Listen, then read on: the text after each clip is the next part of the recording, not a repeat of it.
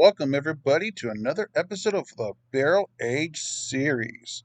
This time we're going way back to season 3 when we had LitRPG fantasy author James A. Hunter. He was a great guest, one of our first literary guests. We love his books. You know, they mix a little bit of gaming, a little bit of swords and sandals and sorcery. He had a great time and we had some great drinks. So come on along and listen to James A. Hunter talk. And we got Two Tones, me, and Honer all set to go.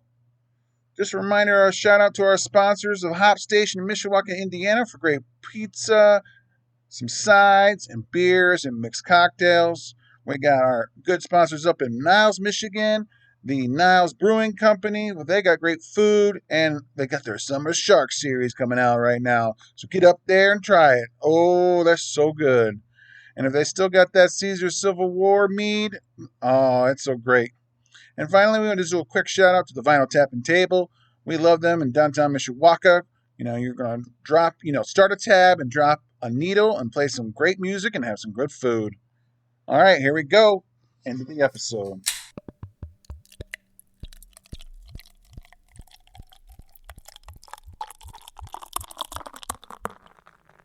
Welcome, everybody, to Drunk with Buds, a show about trying new beers with some friends and having discussions you would normally have at a bar. As always, we get our beer information from the Untapped app. That's UNTAPPD. You can now follow the show on there at Drunk with Buds. Today, we have a 4-beer show with beers from Weldworks Brewing Company, Boxing Bear Brewing Company, Evil Water, and Drecker Brewing Company. Today, we'll talk pop culture and the usual segments with our guest, who is a high fantasy, urban fantasy, and lit RPG author, James A. Hunter. Hey everybody, I'm James A. Hunter, and I am super pumped to be getting drunk with buds.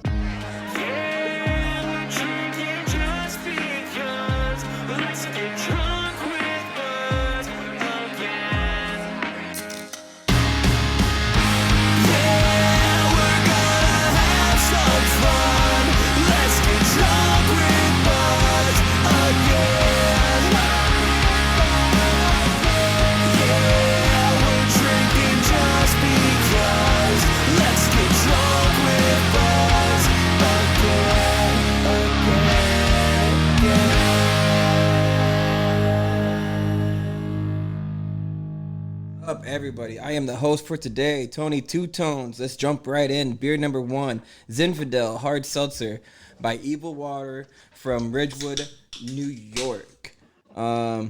It's relatively new, it looks like, on Untapped. It has 37 check-ins.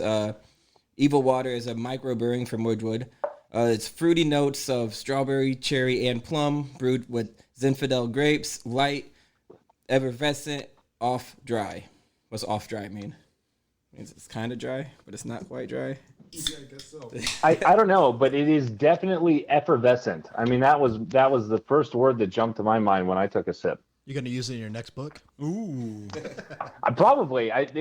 That's a classy word. That's you only get a few of those per book because then people be like, oh, he's pretentious. But like one effervescent per book, I think I could probably pull that off. Now, weirdly, I thought he was referring to you using evil water as your something in your book and not the word effervescent. No, I was definitely thinking of whatever word he just said. I can't even say it. I'm surprised I said it, to be honest. Everescent. Eviscerate. That's what I would think it I was. couldn't say it more than once. So true story. I never do public book readings because because there's so many words that I know what they mean and I know how to spell them, but I don't know actually how to say them because I never work them into a normal conversation. I'm like, oh God, I'm going to do a reading one day and everyone's be like, this guy's dumb. He can't even read the words that he wrote in a comprehensible fashion. So I just don't do readings because I'm terrified of sounding like a total moron. My thing is that I know what word I want to use, but I can't spell it, so I have to dumb it down because I can't spell it. That's fair. That's I would say that's 85% of my day is just Googling, sometimes I'll get it so wrong that the autocorrect can't even correct it, and then I'll have to Google it to see if I can figure out what the actual word is that I'm trying to say. It's like a game to sit there and what letter combinations can I get for for the autocorrect to be like, is this what you mean? Right? Trying to guess until it picks up what you're trying to say. I before E after E? Now, what's everyone's first thoughts about, or our first sips we've had about this seltzer? Man, this seltzer reminds me of an old seltzer I've drank before, and it just takes me there, you know? It reminds me of what I used to have back when I was there at that moment, having that seltzer that I can't really remember, but I'm going to do it anyway. This one is a red wine seltzer, and I tell you what, are those blueberries? Grapes. Grapes. Those are Great. blueberries on the can. Those are literally blueberries, right? No, I believe those are the Zinfandel grapes. Oh my God. Well, anyway. Oh, that makes a lot more sense than Well, anyway, blueberries, actually. Yeah. See, I'm glad you saw what I saw because they look like blueberries. I was expecting. No, I saw blueberries. I was like, this is an odd. This tastes very fruity and like grapes for being a blueberry beverage. But you're right. That makes more sense. If I looked at it, I would say blueberries, but since I read that they were Zinfandel grapes, I would say that they are grapes now. Good for you for reading. Yep. And Yeah. good- Just rub it into our fingers. You can read out loud like a normal person. Woo. You have to come at me and the author. That was a lucky read, just so you guys know. But no, it really tastes like they smashed these fucking Zinfandel grapes all up in there in my can, and it tastes kind of fresh but a little crisp. You can definitely taste the seltzer in it. It doesn't taste like a Florida seltzer. It definitely hits the spot, though. It's very refreshing, I think. I get what they mean. It's super refreshing. Mm-hmm. Yeah. I get It's crazy. It is very crazy, but I get what they mean now from the taste when they said off dry. Like, it's dry, but it's not dry. really dry. It's not in dry. It's kind of off. It's just like, Like it feels like it's gonna be dry, and then it gets you wet again. Yep. So, The back of my throat sure is wet. yes. I'm gonna need to make sure that my wife never listens to this interview.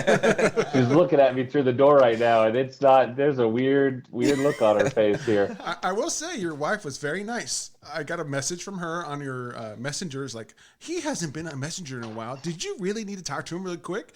Because I see that you've messaged him and he hasn't responded. And I'm like, no, I talked to him on the phone, but thank you for checking back. No, I mean, I get lost. I get lost in the word mines. I go down there, and I'm just it's like writing books is like getting a pickaxe, and you just go down there and you just work and work and work, and you lose all hours in track of all days. So it's she keeps me on the straight and narrow and helps me be a functioning adult. So I really appreciate her for that, and also being a loving, supportive spouse, but mostly for the functional adult bit. Right. That's really need that. All right, let's keep the show rolling. Bruce, play it.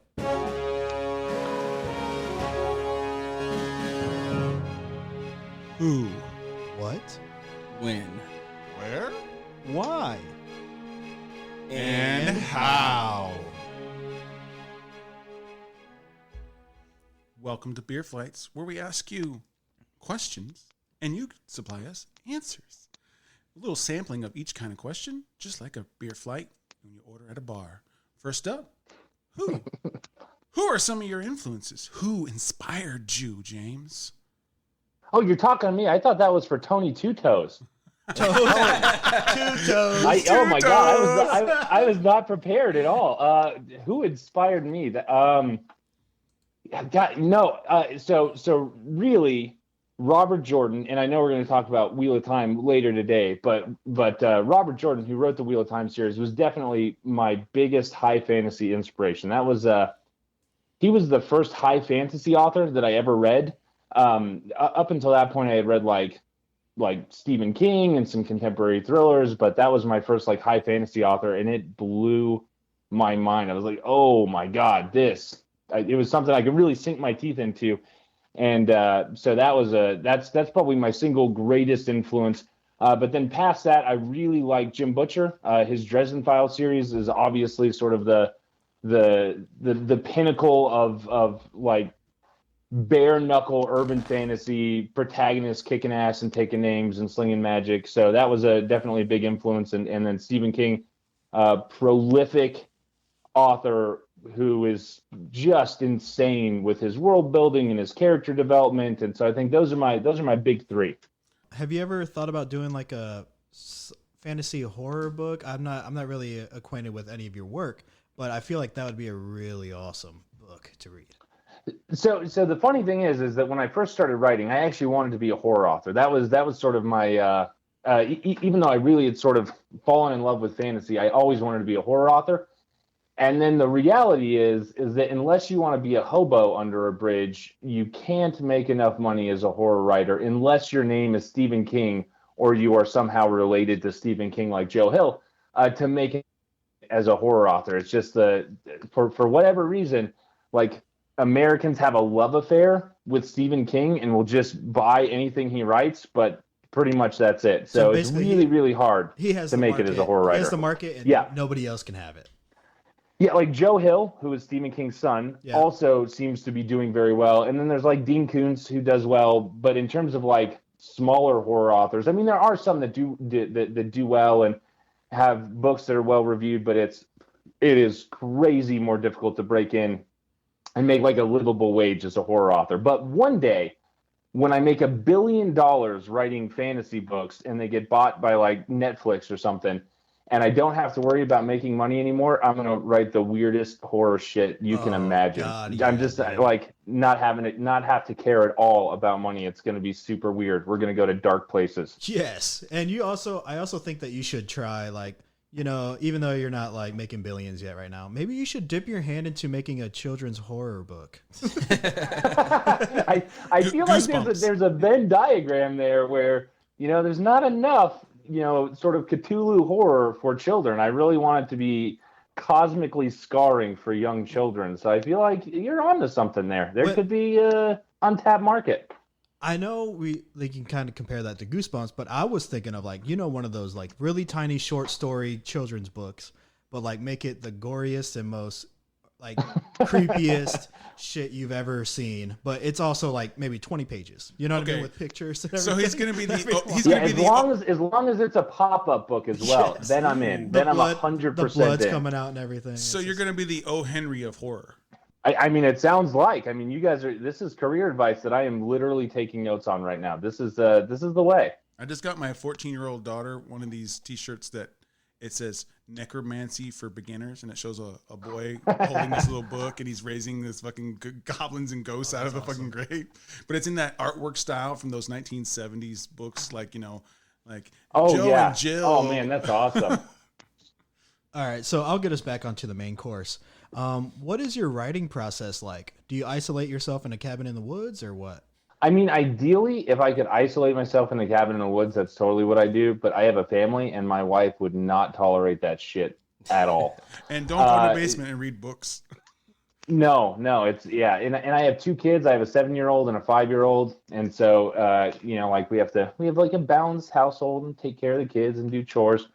But no, I write a lot because on top of writing, I also run a publishing company, Shadow Alley, and we have 14 authors who write science fiction or fantasy. And so I'm really involved not only in my own books, but also in their books and sort of the entire publication process.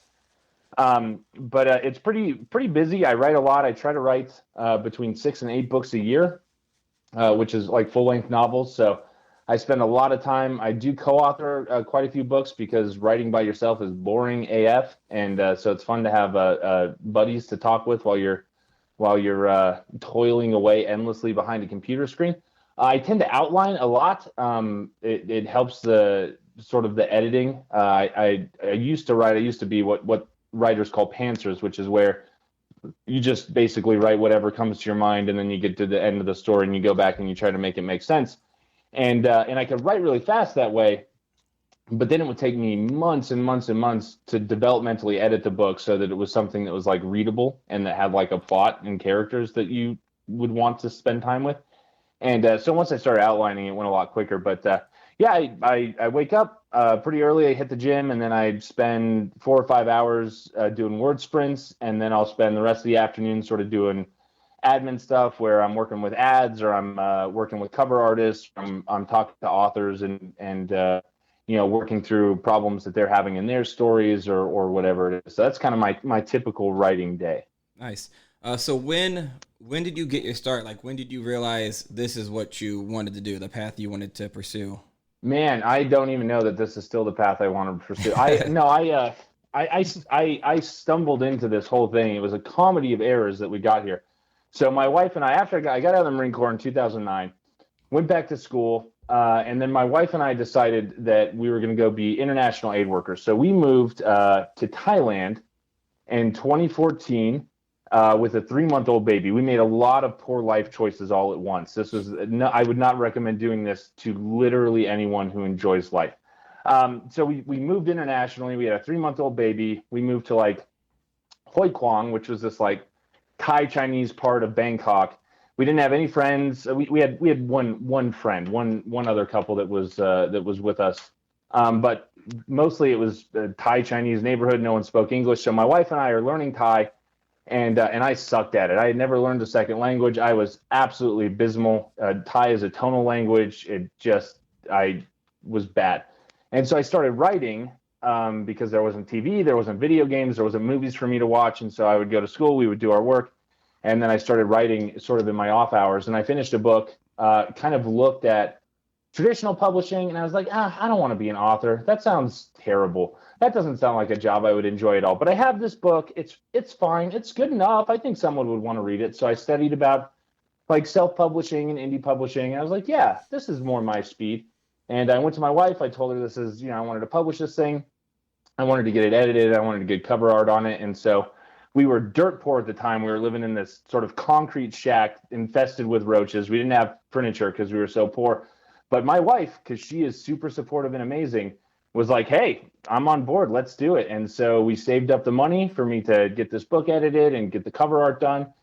And it took us about 7 months to save up the money. We launched the book. I was hoping to make my money back in the first year, and we made it back in the first week. And we were like, all right, well, that's cool. And it was kind of just this windfall money. And we started paying off some student loans, and I started getting emails a couple weeks later, like, where's the second book? And I wasn't even planning on writing a second book, but I was like, well, I guess I will. Now I'll write a second book. So I wrote a second book. That one did well. I still didn't think I was going to become an author.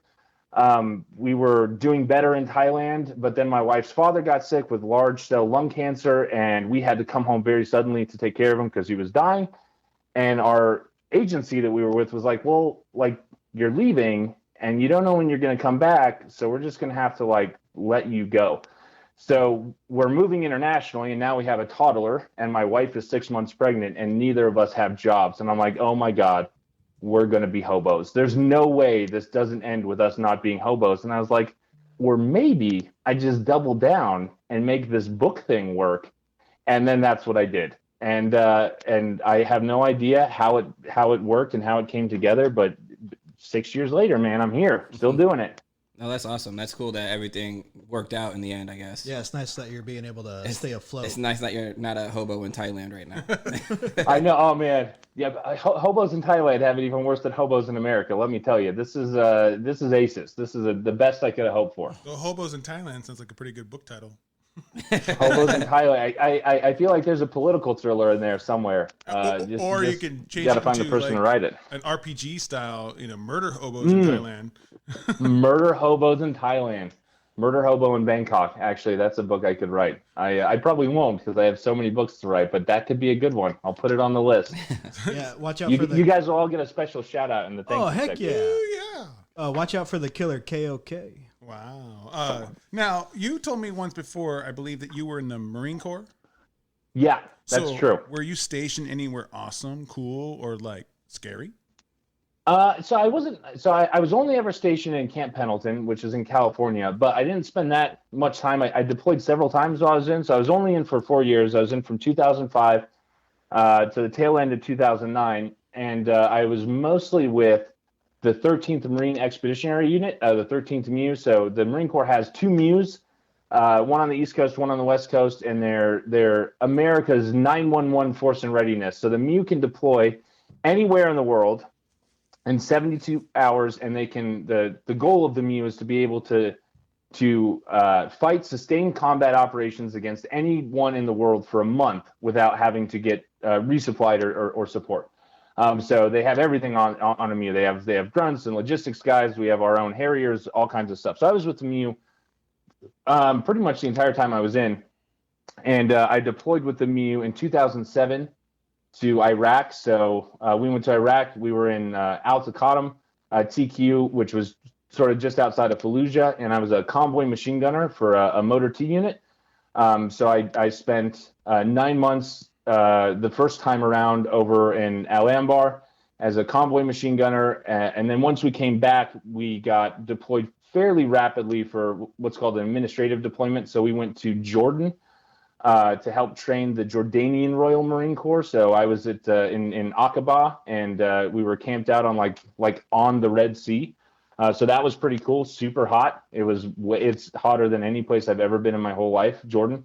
And then for my final deployment, we were connected with CTF 151, which is a joint international pirate hunting task force. And this is a very minor footnote in history, but that task force that I was a part of, I was on the USS Boxer, and we were the task force that went and rescued Captain Phillips when he was captured by the Somali pirates. So I wasn't like a Navy SEAL; I was just a stupid jarhead on a ship. But you saved Tom Hanks.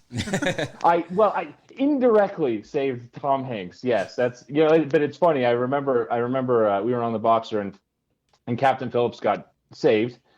And they pulled this dinghy onto the ship, and it's like got dead bodies and shit in it, right? And like some poor lance corporals got tasked out to go like clean out this dinghy, and then like the next day I'm like flipping through the news, and there's like Captain Phillips at like a Knicks game or something, like front row seat, and I'm like, man, life is fucking cruel and unfair sometimes. Like these poor lance corporals are sponging out this gross gory dinghy. And this dude's is at like the Knicks. It's but that's life sometimes. Yeah.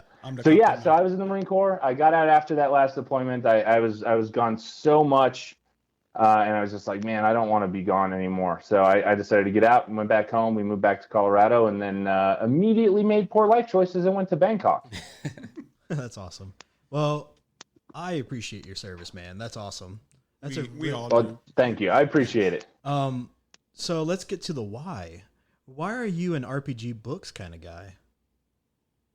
So LitRPG is kind of its own weird thing. I started off in urban fantasy, and I still really enjoy urban fantasy. I kind of broken in writing sort of gritty shoot 'em up urban fantasy, and I remembered I had written 3 or 4 books when I stumbled on to LitRPG. This was back in like 2015.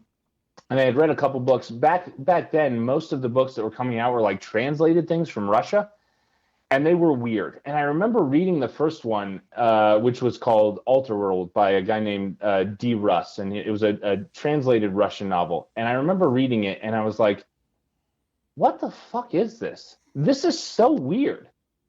Why am I reading this? Also, what am I reading?" And then I got to the end and I was like, I want to read another one of these. And it was like this weird thing where like I couldn't quite put my finger on why I liked this so much. I had always been like a gamer. I never really thought like that you could sort of combine books and game elements in the way that they were doing in LitRPG at that time. And so I kind of fell down this rabbit hole. And again, it was mostly like translated Russian stuff. There were a couple of American authors, and I thought, this is cool. This is something I would want to write. And I had always wanted to write high fantasy, sort of like epic, big sword and sorcery fantasy.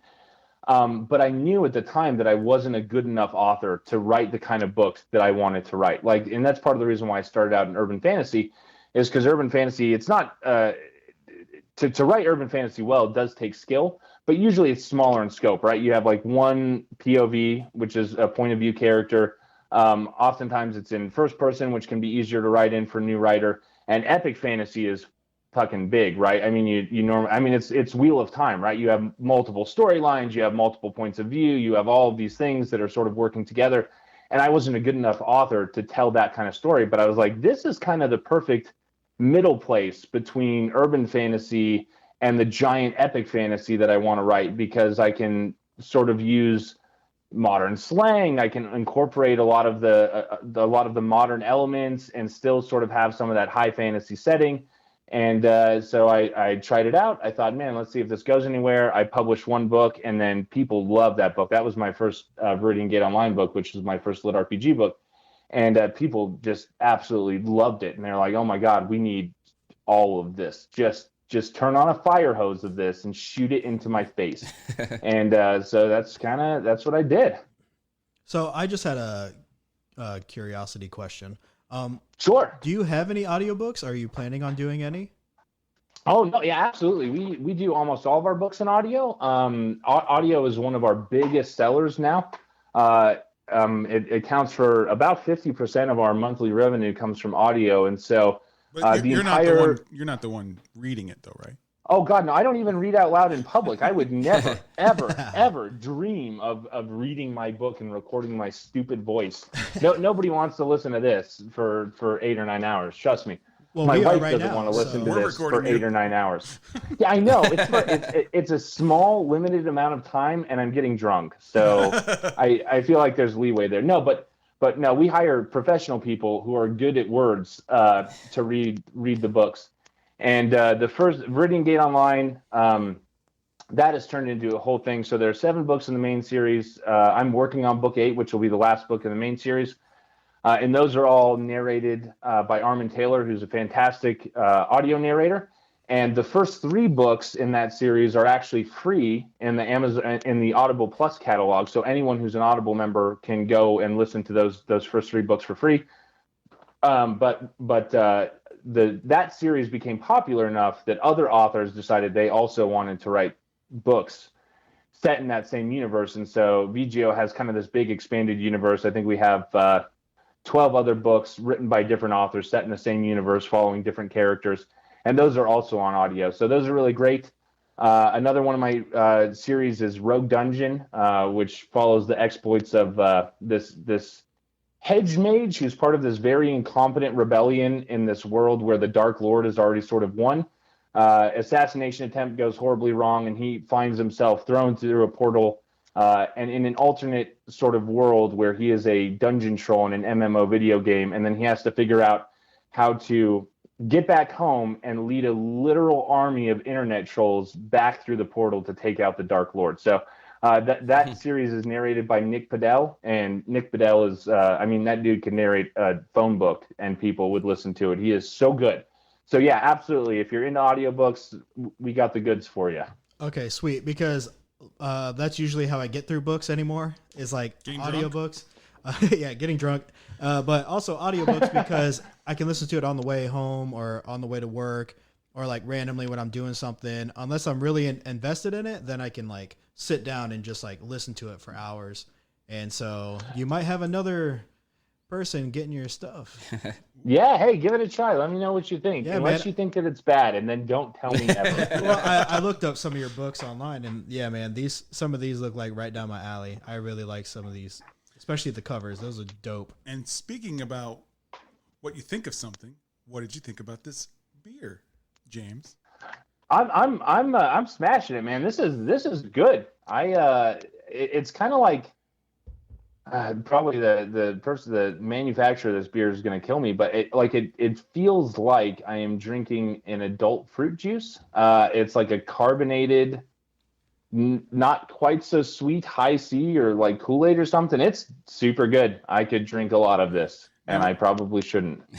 We rate on the Untapped scale, which is from 0 to 5 by quarters.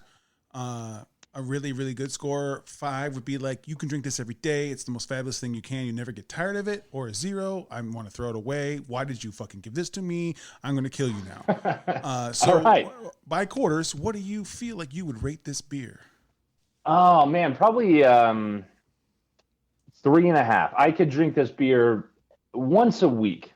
I probably want to drink it every day. It's a little bit too sweet for that. But like once a week, I could drink this beer. I have to concur. I thought it was very bubbly. I did like the winey taste to it, but I'm not a huge wine fan. I have to be in the mood, and I'm very particular about it. But everything was hitting on the notes that I'm sure they wanted. Now, this is the second time we've had an Evil Water, and I did prefer that other one better. That was a blackberry, just straight, non-wine, but blackberry bubbly seltzer, which was fantabulous. So I can't rate it as high as that. So I'm going to give this a 3.5 as well. Yeah, I think if it was blueberries, I might have enjoyed it a little bit more. But since it's a I'm not usually a wine guy, so I mean, you putting wine in here, I'm thinking like I'm drinking like a very dieted mead, and I don't know. I was not expecting this at all. It's still good for what it is. I'll give it a 3.25. Like I said, I still don't know what off dry is, but I'm really digging the taste of it. I definitely taste the grapes in it. It's got a nice little bubbly taste there. It's a solid Evil Water. So far, the two I've had are pretty good. I'm gonna go ahead and give this a 3.5 as well. Nice. What we're gonna do now, we're gonna take a little shot break, and then we'll come back with beer number 2. All right, I'm excited for it. Okay, guys, check out the Tavour app on your Apple or Android device and try beers across 47 different states. Build your own custom box of the craft beers you'll love, or enroll in a subscription, and it'll automatically snag the highest-rated beers that suit your taste. No minimums or commitments. Get your hand-picked beers delivered right to your doorstep for a flat fee. Yep, any amount of beer, or you'll ship for free with a subscription. And for being a first-time user, you can use our promo code DRUNKWithBuds to get $10 off your first order of $25 or more. Bruce the Beer Bandit uses Tavour to get our beers for the show, so you know it's legit. That's promo code DRUNKWithBuds for $10 off your first order of $25 or more.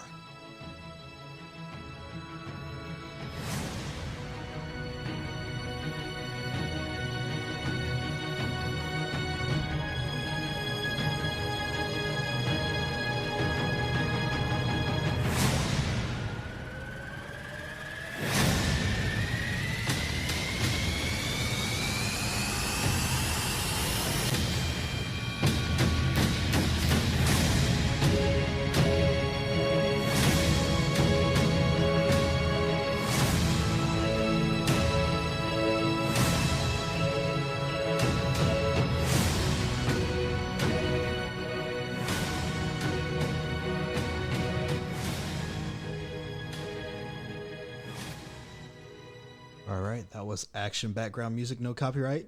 Celtic medieval fantasy epic battle music, no copyright.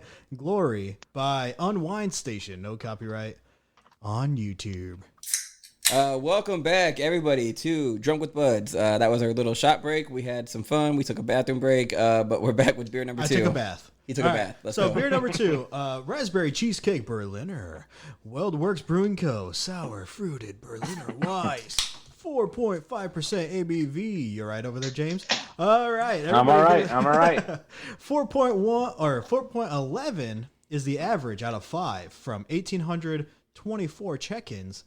And WeldWorks Brewing Co. is a microbrewery from Greeley, Colorado. Style Guide says, brewed with massive amounts of raspberry puree, a bunch of cheesecake, and a touch of milk sugar. This delectable treat is the perfect end to, well, anything really. Raspberry, sweet, berry, sour, clean. It smells like cheesecake. Yeah, it does. It tastes like cheesecake. It's wow. That's super cheesecakey. Oh, for sure. Why do I feel like I've had this beer before, but Untapped says I have not. So you have not. No, you've had the memes, raspberry memes cake version. We do have a friend from Untapped that did have this beer. Nathan Benham. Oh no, not Nate. Nathan really did. He had this beer before, so This is so good. We love It's super good. yeah. What are your guys' initial It reactions? smells like cheesecake and raspberries. It tastes like cheesecake and raspberries, but not the heaviness in your stomach that cheesecake usually gives you. Not I- the thick, yeah. thick mouthful. I kind of, on the end note, I think I get a little graham cracker, like if it was on a graham cracker crust of the cake, I get that kind of note at the end. Does anyone else taste that, or am I crazy? I taste the very sourness of it, raspberry. The cheesecake, I taste the raspberry cheese. I don't taste the cake, so I don't taste that graham cracker. You know, there's you're no tasting. cake in cheesecake, right? Yes, but I was making fun of you for your cheesecake. Your cheesecake comment. So, anyway, I taste the raspberry. It's not sour. It's the hint of sour is there. from the raspberry. It's enough sour to make it enjoying. Because, I don't know.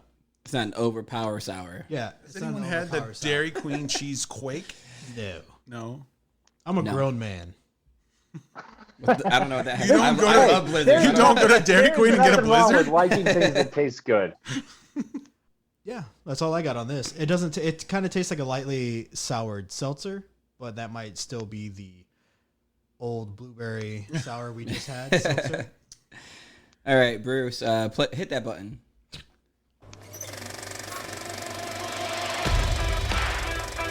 Push buttons, Bruce. Culture.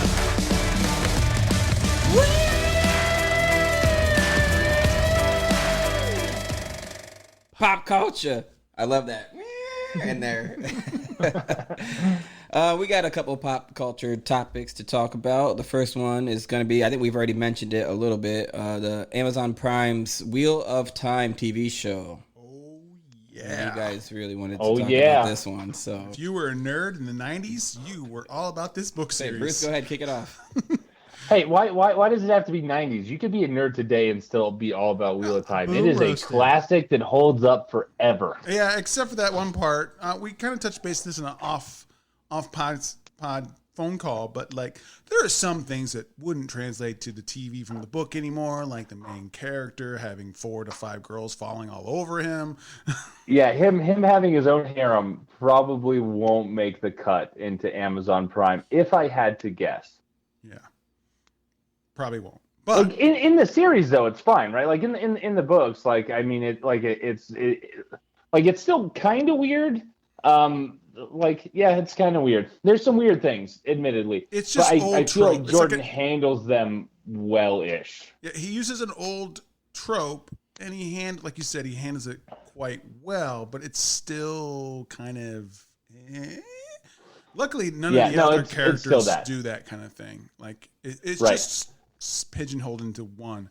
But like the casting of this with Rosamund Pike as Moraine. Now, guys, I know you guys weren't the novelists on this, but this book, every book was over 1,000 pages. They're so long. Hardback. They're incredibly wrong. And he supplied a glossary in the back so you can pronounce everything. Nice. I still get them wrong. I can't even pronounce English words. So I mean, I So, like, definitely what- can't pronounce most of his. So he had all the terms because he made up his own languages and stuff in shit. it, and it is very immersive. It's very high fantasy, sprawling, but some reservations about the TV show. They're already spoiling things with just the casting. How so? Well, I don't know if you're ever going to watch it. I probably won't ever watch it. It was the first thing I was going to watch as soon as it aired. It's very awesome, but I can't tell if that's sarcasm. Are you actually going to watch it? I'm actually going to watch it, James. All right, I can't imagine you're going to be in for a bad time. I mean, it's Wheel of Time is great. They're really going to have to butcher the adaptation to make it terrible. I mean, if it's got Cersei in it, I think I'm going to have a fantasy ride of my life. but I'm just You're worried. probably not wrong. What was your concern about the casting? Well, because of what they were doing with the character descriptions, if you were reading this before you watched the show, but you weren't a novel reader like Tones, you didn't read the books, No. but you read these little stories about all these different characters and who they are, it spoils book 1 and 2 because there's a mystery, as James and I know, about who Yes. the bad guys are really trying to kill. It's down to like 3 different people, and you as the reader don't know, but the casting It gives that away. gives that away. Okay. I just won't read the casting then. Well, that's good, but like they're promoting that shit all over the place, and No, I haven't seen it it's all once. over the place. I feel like maybe even in the trailers they've let some stuff slip that like my guess is that they're like, oh, we're going after the hardcore Wheel of Time fans who already know all of sort of the secrets and the spoilers, which is super dumb because I mean realistically there are so many people who are not familiar with the Wheel of Time who would never pick up a 1,000+ page book, but who will absolutely sit through a 45-minute pilot. And so it seems like they're kind of shooting themselves in the foot, unless they're just like planning on that not being part of the arc, which I guess could happen, but it would be weird since that's what drives like the action for the first 2 books. yeah, what would be the reason? Because I mean, like, there's 3 kids it could be, and they flee from their hometown because they don't want their hometown to be destroyed by evil because they're there. But if they already know who it is, then why did the other 2 just stay? I mean, Yeah, there'd have to be some like massive hand wavium going on where the writers are just brushing everything under a rug to make that work. So in the inverse.com article, they say, paraphrase, we're approaching this as an adaptation of the entire series, not just each book individually. So hopefully season 1 will feel like more like the entire book series of Wheel of Time than it does like Eye of the World. So does that mean the first book is Eye of the World? Yeah. So then they're just putting the whole series into one season? Well, they already got no episode has aired, and they already signed. They already greenlit season 2. So well, because then that kind of sounds like they're gonna do maybe. How many books did you say there were? 12.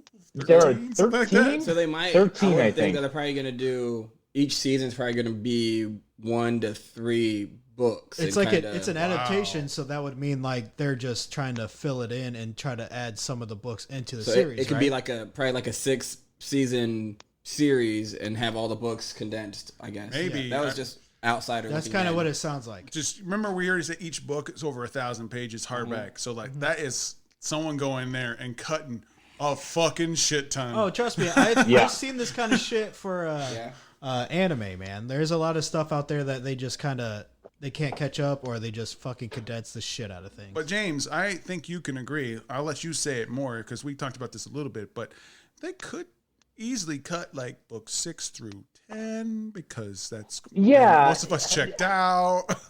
No, so like it definitely, and again, I have read this series multiple times. This was like my first entry into high fantasy. I love Robert Jordan. I'm so grateful for the world that he built, but probably around like book 6, kind of dropped the ball a little bit. And someone's gonna flame me and leave a 1-star review somewhere on my book, and they'll be like, "Fuck you, you ain't no Robert Jordan," which is true. He is admittedly a much better writer than I am.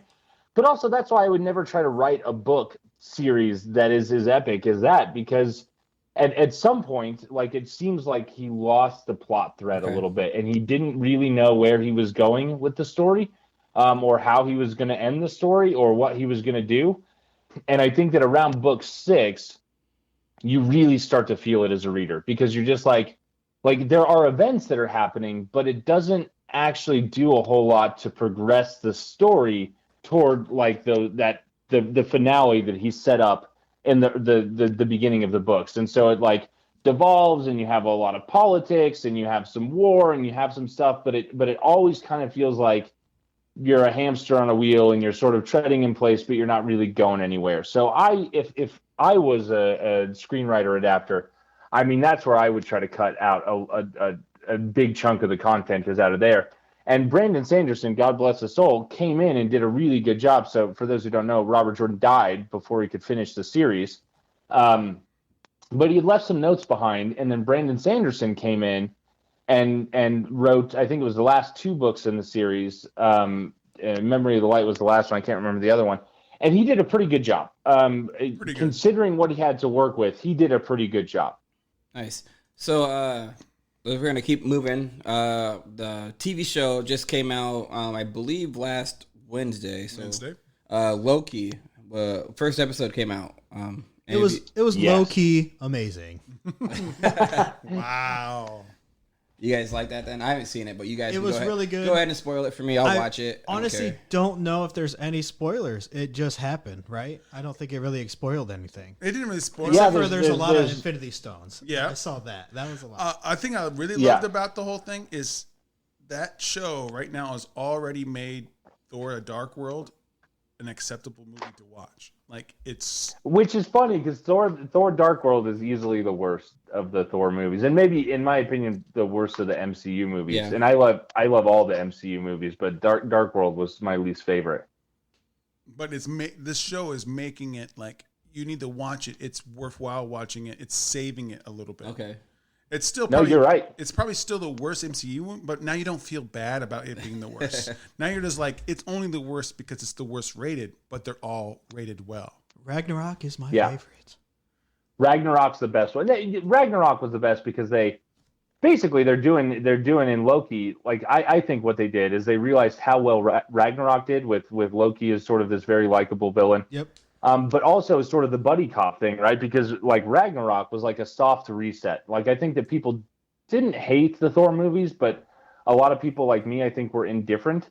And then the MCU directors are not dummies, and so they're like, hey, we need to do like a soft reset, like a soft reboot on Thor. And so like the Thor in Ragnarok is really different than the Thor in movie 1 and movie 2. And a big part of that is Chris Hemsworth is funny, and they capitalize on that. And he and Loki have like great on-screen chemistry, and they absolutely nail that. Now, do you know how that soft reboot came about? Like the real reason? I have no idea. That's always just been my guess, is like looking at the tonal difference between the first two movies and the last one. I was like, oh man, they must have like looked at numbers somewhere and be like, no, we need to fix this. And then they're like, here's how we do it. But I have no idea if there's a story behind it. Director Kevin Smith was reviewing The Dark World on his podcast, Fat Man on Batman, which is now called Fat Man Beyond. Warner Brothers said you can't say Batman. They were commenting about that they love Chris Hemsworth and they thought that Thor was not good, but like they're going the wrong way. There's no humor. The rest, it doesn't fit in the MCU because MCU across the board has still put a little bit of humor in there and even of the darkness. And Hemsworth was listening, and he went to Kevin Feige. He said, "Listen, we need to do a change." That's why they went with Taika Waititi for the directing and all that stuff.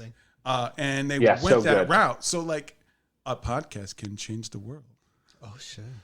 That's crazy. I had no idea that was sort of the story behind it, but I mean, it makes total sense. And Chris Hemsworth is really funny. Like I think that the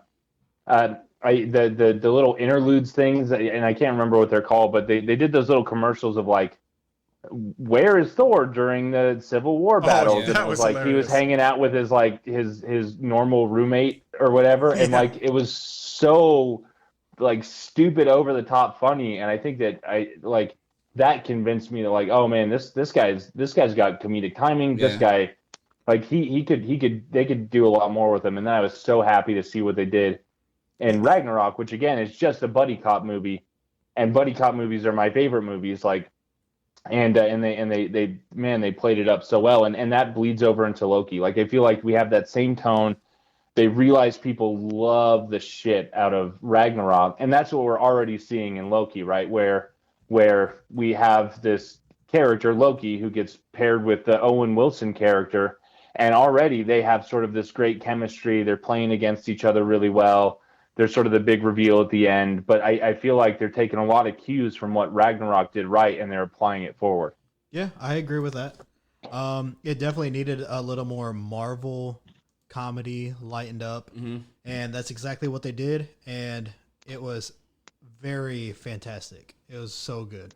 Yeah. Did you guys like did you guys enjoy the weirdness of like the time, like the retro time bureau agency thing? Yeah, I thought that was super, like the old timey like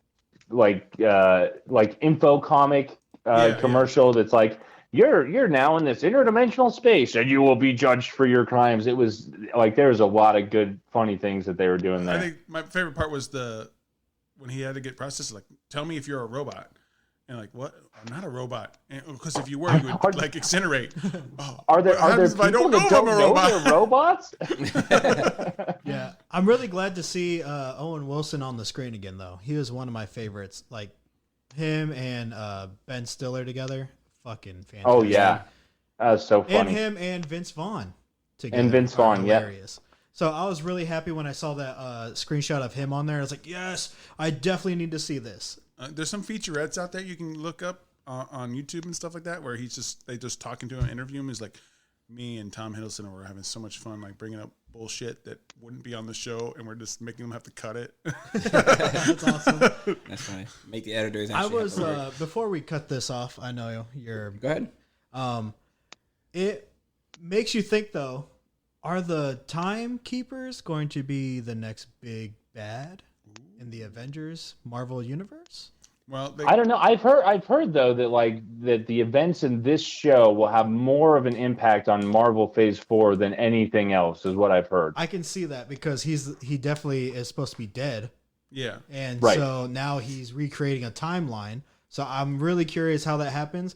And yes, I know Wanda is a Doctor Strange movie, but I'm really curious to see how they start this off for Phase 4. Well, they already talked about the space can't wait. lizard, the space lizards, being like controlling the sacred timeline. They've also talked about they gave little seeds about Kang the Conqueror, so maybe we'll go that route. He's from the future and stuff like that, and then they're but then we also have the WandaVision stuff, right? Where Wanda in the end, right? Like spoilers for WandaVision, it's been out for a while, but like where she's like studying whatever, like the Necronomicon or whatever the evil giant book of that's right, the Darkhold. And like obviously getting super OP magical powers. So I mean, I'm sure that's got to play into it. She could. I hope not. Because I liked WandaVision. I liked WandaVision a lot. They did mention Nexus beings and Nexus points, and in WandaVision they talked about that her power was from the Nexus. They're drawing from the Nexus, so they're reusing terms and things like that too. Yeah, I'm sure that is not a coincidence. That Marvel does not do coincidences, right. So I'm sure that there's some sort of interplay there. Yeah. I don't know what it is, but I'm excited. Yeah, Marvel doesn't do it wrong, man. They got a good track record. I was gonna say with Marvel, everything is calculated. They know exactly what they're doing and what they're setting up. You know what else is calculated? What's calculated? Our final thoughts on the these segue beers. to the final thoughts. All right. So, Honer, what do you got? So for this one, I want to give it a 3.5. It's enjoyable. I probably couldn't have 2 in a row, but the raspberry and cheesecake flavor, I don't know. It's just slightly sour and it's slightly enjoyable. It's nothing to brag about, but it is drinkable. Yeah, I think so too. It's really sweet. I think I like the way it smells better than I like the way it tastes. I feel like it'll eventually wear on me, so 1 is fine. I think I gave it a 3.25. It's a good drink, but like you said, just maybe 1. After, like I said, you can have it after just about anything. You eat dinner, you can have this beer. I personally gave it a 4.0. I really like it. It's just sweet with enough sour that you're like not overpowered by the sweet, not overpowered by the sour. I really love raspberries, so it probably really helped the score on that because I love a good raspberry drink. Berliner made it smooth. It's an enjoyable taste all the way through, so it's really good. 4.0 for me. How about, I am also, yeah. I'm also going to concur. I'm gonna come down on the 4.0. I really liked the last one, but it was almost a little bit too sweet. But I tend to really like sours, and so this one has that nice sweet start, but then it kind of balances out with the sour as sort of the finale note there. And so I feel like I could see myself drinking this more frequently than the last one. It was really good. I liked it a lot. Nice. So yeah, we're gonna take another little shot break, and we'll be back with beer number 3. Awesome. Excited for it. I'm walking, you're talking, you're next to me. I don't know what I'm saying right now. Hold on. I'm a bee. Yeah, hold on. Buzz. I'm walking, you're talking, I'm lighting a blunt, and we are going to the park. We gonna swing on some trees and hang from some trees, and I'm gonna do this, you know what I'm saying? Yeah. Had a raspberry cheesecake, now I wanna put my ass all up on your face, cause you're gonna eat it out like a, yeah. All right, James, jump in. No, this is not my skill set, guys. I'm sorry. It's not his skill set, He can type it out. I was not prepared to freestyle. but he got that skills yet. He can in his spit writing. those words on the paper. He can't spit those words on the microphone. He's gonna write a I'm book. not drunk enough for that. Yeah, he's Yeah. gonna write a story about us. Now we're gonna go down in history. It'll be his story. You know what I'm saying? There's 2 tones, Macho Man drinking his bones, and then we're going out longer than a lawn chair on the lawn, cause I don't know, it belongs there. So Man, I would love to be in one of his books as the podcast guys. that was Free for Profit, Walking, Lo-Fi, Hip Hop Beat X, Boom Bap, Chill, Lo-Fi X, Chill, Jazz, Lo-Fi Type Beat by Raz Hop on YouTube. There's a lot there. Welcome back, listeners. We're going to keep it moving. Beer number 3. Bruce, what do you got? The Royal Bee from Drecker Brewing Company is an IPA Imperial Double New England, 8% ABV with no available IBUs. We have 3,516 check-ins for an average score of 4.01. We have one friend check-in who scored it a 4.25. Their stupid review for pre-tasting shit is, this beer is so good. It did get damaged while shipping to me, but it's still so smooth. I rated it 4.25. Hey, that kind of sounds like Two Toes. Oh, you're right. It is Two Toes. Oh my god! Oopsie. Two Toes pre-sampled this beer. Hey, it was damaged, so I had to drink it before it went bad. Uh-huh. That's my story, and I'm sticking to it. It really did get damaged, though, in shipping, so I had to drink it. So what's everyone's first thoughts and second thoughts for somebody else? It's still so good. All right, I'm about to taste that. Oh, well, I guess I should read the style guide while everyone's sipping. Yeah, go ahead. Finish your reading. The Royal Bee Honey Cream Double IPA is brewed with crazy amounts of local honey, lactose, hopped with Magnum, Hallertau Blanc, Equinat, and Mosaic hops. It should taste honey, smooth, hoppy, sweetness, and creamy. Drecker Brewing Company is a microbrewery out of Fargo, North Dakota. I love Drecker, so I love this. Drecker is good. This beer is decent. You guys aren't IPA. My first thoughts is it's very smooth. I do taste the honey and cream. That's my first thoughts. I'll give you more when it's time for final thoughts. James, what do you think so far? It is my least favorite of the 3 that we've had so far, but that is because I generally do not like IPAs. This is better than most of the IPAs that I drink, which I don't drink. I throw them into the garbage because I don't like IPAs. But this is drinkable. Like I feel like I could sit down and drink this all, like the whole can, without wanting to dump it into the sink. So that's high praise from me. Yes, when it comes to an IPA. I'm usually right there with you, and that's what this show is really about. Is like, oh, I don't want to try this because I don't like this, and you finding those pearls of beers. You're like, oh, I would have skipped right over this. I'm glad I didn't. I never would have picked this up, but I like you. I taste the honey, I taste the cream, and it kind of balances out sort of the face puckery bitterness of the IPA. So it's actually not bad. Yeah, it's pretty smooth too. Little hoppy, but for my taste, but the honey definitely kind of smooths it out. And that can art. Yeah. That can art is awesome. Yeah, you want to fuck it? All right, Yeah. so go ahead and hit it. 21 bartenders share the craziest things that have ever happened at their bars. It's not a dive bar review, so sit back, go ahead and relax. 21 bartenders share the craziest. 21 bartenders share the craziest things that have ever happened at their bars by Morgan Dietrich. All right, so today we are on 7 through 9. So it's been a while since we've done this. So there we go. Number 7, the poker. Guy tries to get server's attention by poking her with a fingernail file. Draws blood. Bartender boots him with extreme prejudice. Guy comes back later that week and the same bartender was working. Bartender asks him what he thinks he's doing there, and Guy rears back and pokes the bartender in the eye as hard as he can. Not a he tried to hit him but accidentally poked him poke, but I'm gonna poke you in the eye like I've done this 1,000 times before poke. Apparently, eye poking is all in the elbow. Cops cart him off, and server and bartender eventually testify against him in court. So he's Ric Flair with the eye poke of doom. He said, "Woo!" It's all in the elbow. Just gotta flex that elbow real quick.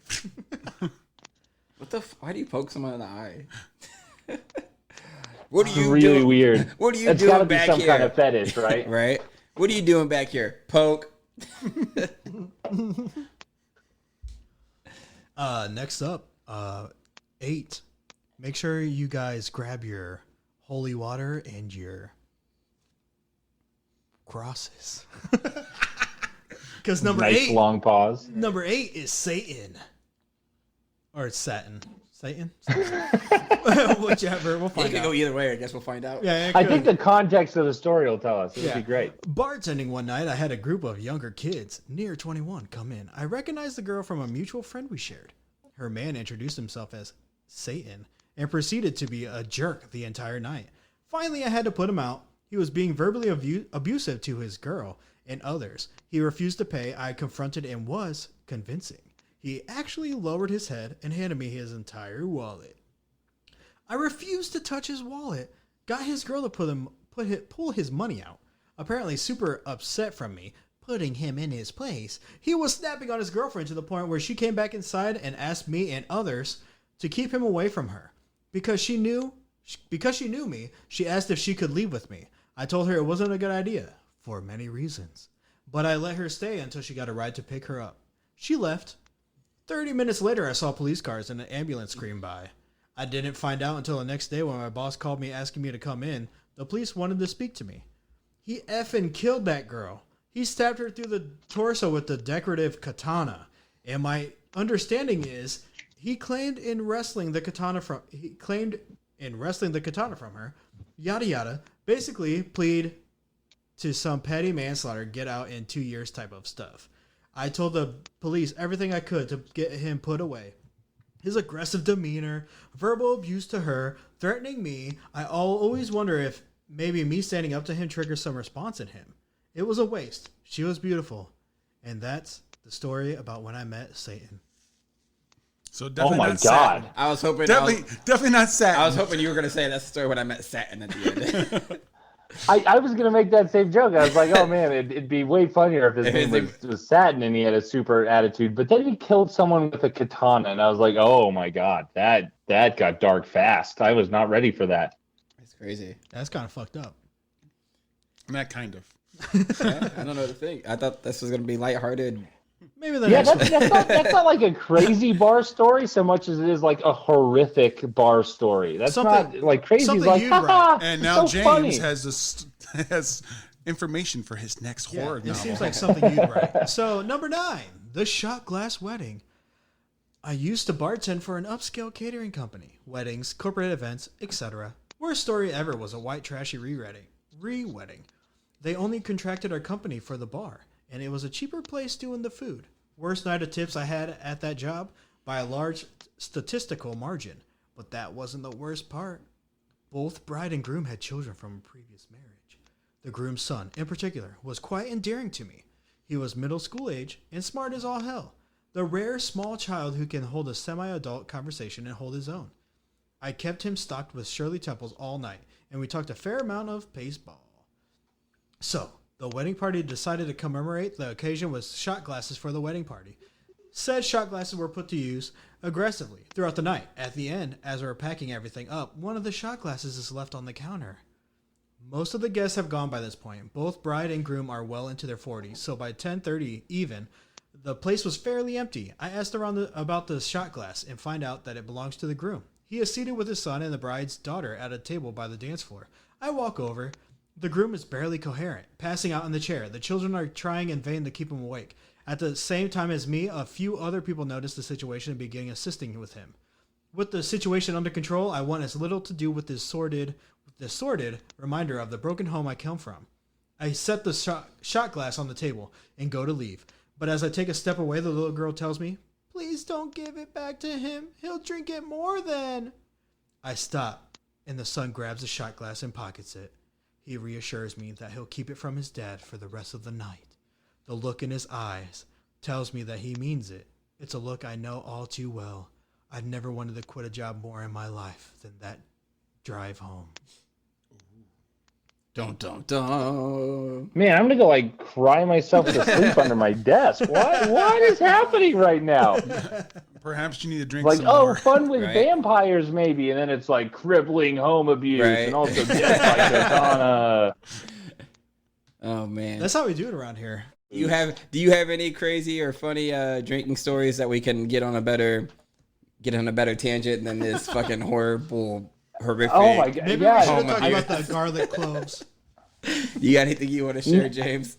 I'm actually like I haven't stupid drank since the Marine Corps. Like I used to get stupid drunk in the Marine Corps, and I just like I was like, oh, no more. I'm not. It's like so I don't really have a lot of like stupid funny drinking stories because I just don't drink that way anymore. Like socially with friends, Right. over the phone, in my office alone. That's how I like to enjoy. Those are my drinks. stories.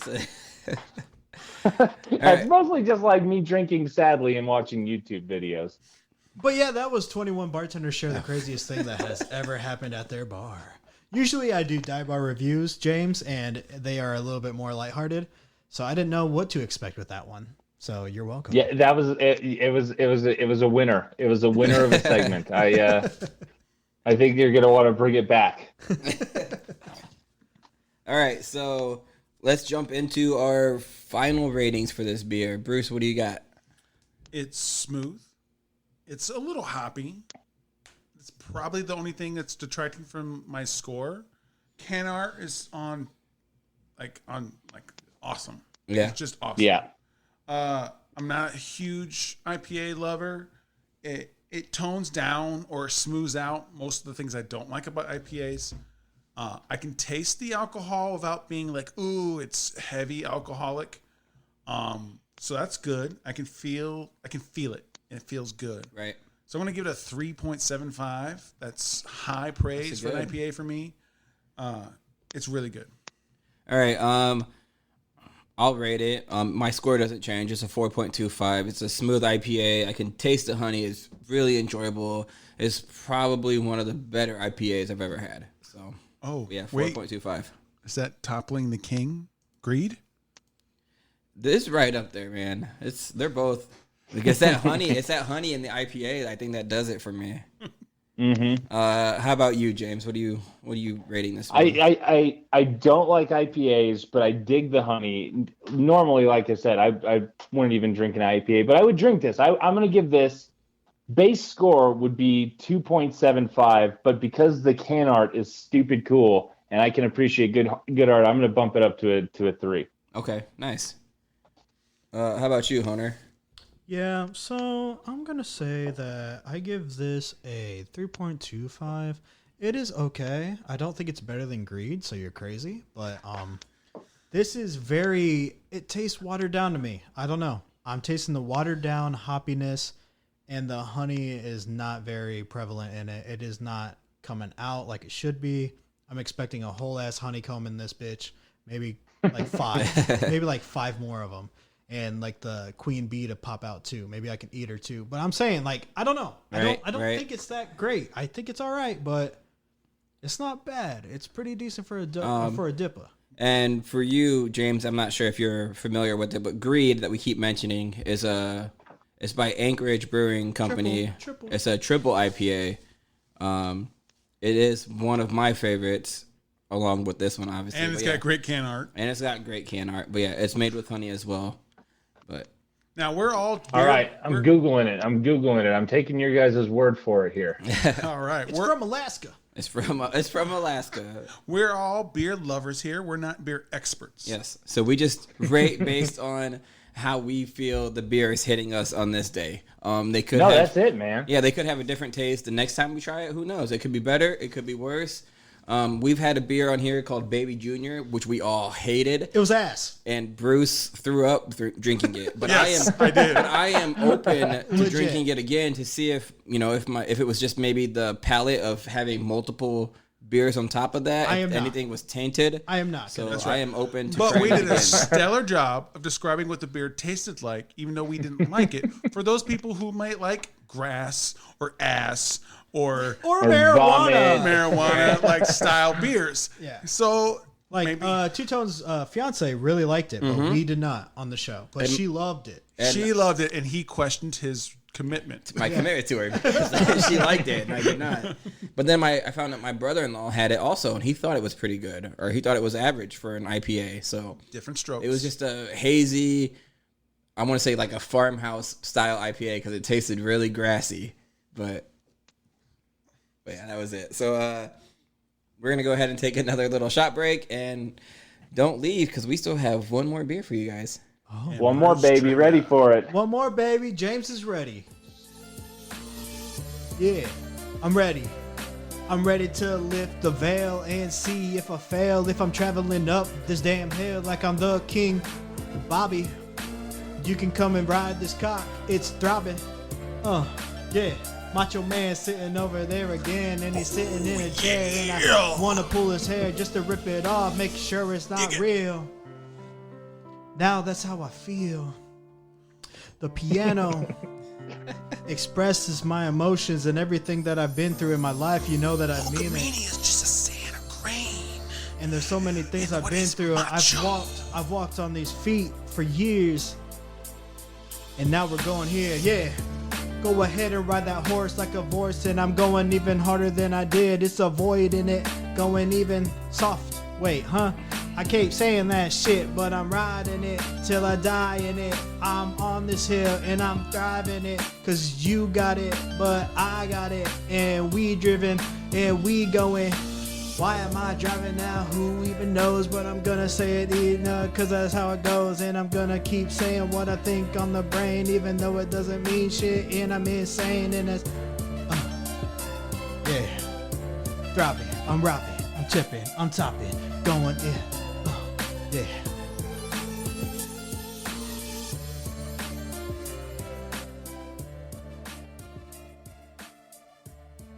Fantasy, no copyright music, instrumental beat, emotional melody by Vival on YouTube. Let me throw this out there real quick. Don't forget, guys, Summer Sip and Craft Brew Fest, Saturday, June 19th from 4 to 9 p.m. It's a fundraiser sponsored by the Builders Association of North Central Indiana. This year's recipient of the fundraiser is the Reese Theater, which is, if you haven't been to Plymouth, it's one of the historic theaters. It needs to be redone. I have a lot of memories there. It's downtown Plymouth, Indiana. They plan on having upwards of 30 different breweries and wineries there. Live entertainment. There's a headlining band is called MGB. It's called Michiana's Goodest Band. They take the stage at 6 p.m. They will have food vendors, beer podcast, us, along with the Michiana beer reviewers, or that's what it's called. They're going to be there. We met them a couple weeks ago. Guys. They're really cool guys. That was our first time meeting them. You can purchase tickets there or purchase tickets online on ontaptickets.com or find their page on Facebook. Follow that. Share everything about it. It's a really good cause, and I think we're really excited for that. We are excited because we are going to be reviewing beers there, and we are going to be having random people from the crowds to chat, and we're going to have a live show. So we're going to have like 2-parters, maybe even 3. But we're going to have a really good time. We're going to be doing giveaways, selling things, merchandise, everything. Come support your boys. It's this weekend, June 19th. All right, get back to the show. All right, guys, welcome back. I mean, I hate to see it because we're winding down, but Honer's got something special for you guys. I have the last and final beer of the day. New Mexico by Boxing Bear Brewing Company. Kolsch, 4.6% ABV, not available IBU. 792 check-ins, 3.74 average out of 5.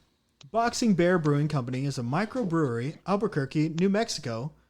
And Style Guide says, this light, thirst-quenching ale has the crisp flavor and finish of a lager.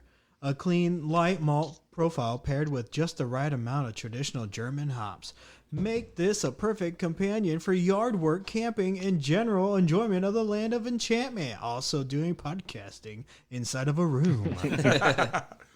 Might have been edited there at the end. What do you guys think? First taste, it is light. It is refreshing. Mm-hmm. It definitely is summer lawnmower style beer. My first taste, I love it. It's really good. Yeah, it's a nice, light, slight malt. The description is perfect. I have nothing else to say. It's really good. I really, really enjoy this one. So what you're saying is this is kind of like a mix of a Mexican lager and a Kolsch, because that is a perfect blend right there. I really enjoy this. I know it has no honey in it, but I think the last Kolsch that we had was a honey. The Hay Bear honey? Yeah, and that was amazing, but this tastes like it without the honey. How about you, James? Your first thoughts? I'm digging it. I mean, this is going to sound bad, but it's not.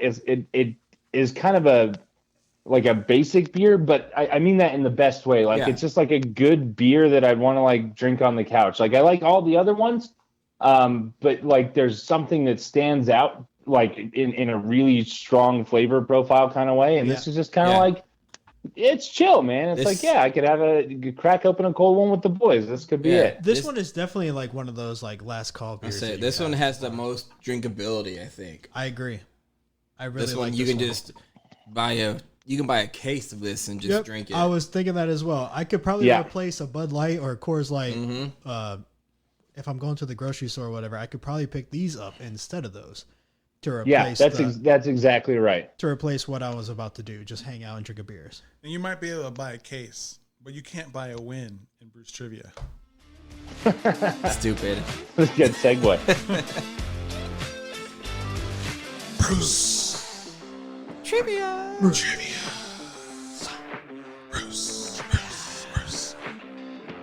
If you're not right, you're wrong. Bruce Trivia.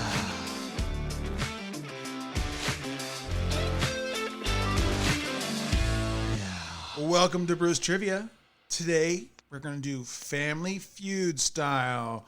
It's the Rosses versus the Towns versus the Hunters. Now, I know Family Feud only usually uses 2 families. We're going with 3. So we got hands on our buzzers and our mouth noises. So what's yours? Yeah, there it is. There it is. There it is. There it is. I'm bringing the Here's mine. What I got. We asked 100 adults, what might a woman do when she catches her man checking out another woman? Ross. Punch him in the arm. The number 1 answer. Would you play or pass? I'll play. All right. There are 1, 2, 3, 4, 5, 6, 7, 8, 9 answers. Jesus Christ. What's the actual answer for punching in the arm? That can't be the right. Hit him. Okay. I had a lot of hit 'ems. That wasn't a Bruce stretch there. That was just straight I had a lot of hit 'ems. So the number 1 answer is on there. You have 8 more to go. Scold him in some type of way, like really or something like that. He's not gonna be okay. Yell, call him on it. Okay, that's the same thing. Yep, that's the same. That was the number 2 answer. Not say anything and then bring it up later. I'm gonna stretch a little bit here. Walk away. Not say anything. What if I said walk away next time? That was the number 5 answer. How about just is that the same as ignoring? Ignore it? That would be the same. Okay. Oh my God, he's just asking another fuck. All these clarifying questions. Yeah. Is this? Does that have to do anything with this? Yeah. Okay. There's a freebie for you. Yell at the girl. I'm running out of answers now. He's speaking through experiences now. I'm trying to think. What else did I get in trouble for? 8's a lot, man. That's a lot of answers to come up with. Maybe like an eye roll. Sorry. Damn. That's 2 strikes. What have I said? Hit him, call him on it, and then walk away. What else can you do? So much. Fight the bitch. I don't know. That was the last answer. Beat up the other woman. That was oh my God. I didn't think I was gonna get it right. Beat up the man. You already did that. That was number 1 answer. Oh, that was the hit. You're still on the board. Keep going. What else do we got? Cuss the lady out then. You said cuss the man out. Why not the lady? Damn it. 3 strikes. All right. Who is the older between you two, James or Honer? I don't know how old is James. I am a ripe young 35. Yep, you're older. All right. So 35 to 34. He's not that old. James, you get 3 strikes as well. Oh my God, this is terrible. Can I say I'm 33 now so that he gets to go first? Because my God, am I going? I'm 29. He's 29. So. Oh my God, this is terrible. All right. What were the?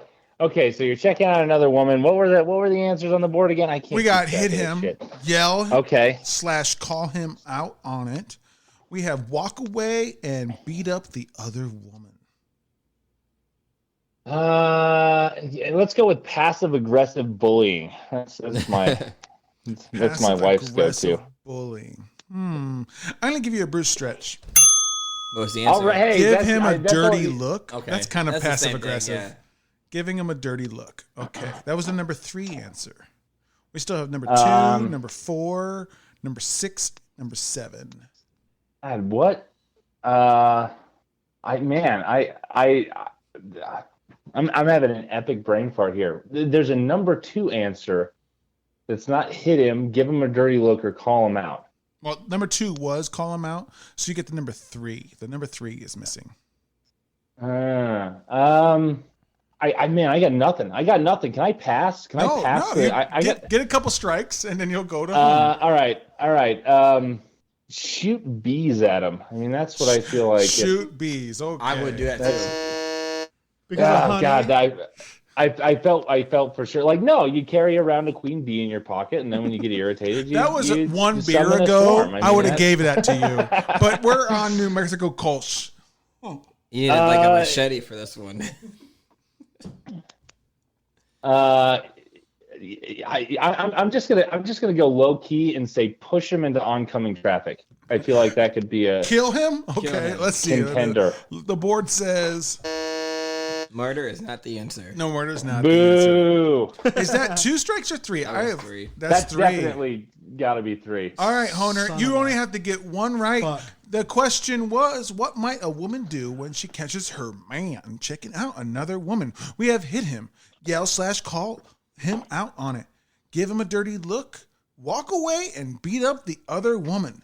What is your answer? What is Morgan going to do? I think they would probably check out another man. Oh, kind of like, if you can do it, I can do it. Yeah. Really? I'm sorry, Two Tones, you I feel win. I feel like there's a Bruce Stretch there, and he didn't do it. So close. The number 3 answer was check her out as well. Hey, So girl. that's Wow. just enough different They- to not stretch. That couple is in a very different relationship than I am with my wife. Withhold sex, laugh at it, Oh. cry was the other answer. So we have cry, laugh, withhold sex, and check her out too. We're available. Okay.